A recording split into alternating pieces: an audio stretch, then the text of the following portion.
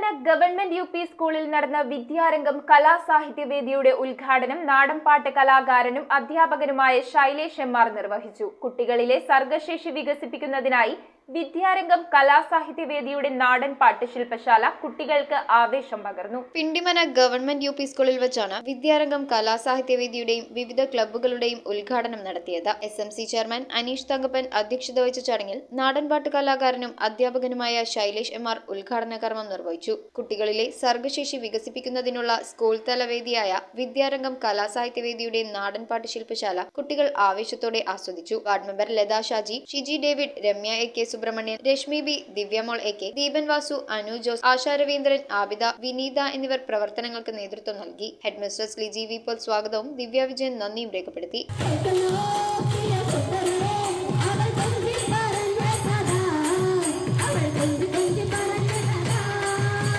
News bureau, Kothamangalam. ഫർണിച്ചറുകൾ ഒറ്റ ഫാക്ടറിയിൽ ഉൽപ്പാദിപ്പിക്കുന്ന ഏക സ്ഥാപനം. ആർക്കിടെക്ചറൽ ആൻഡ് ട്രഡീഷണൽ ഡിസൈൻസ് ആവശ്യാനുസരണം നിർമ്മിച്ചു കൊടുക്കുന്നു.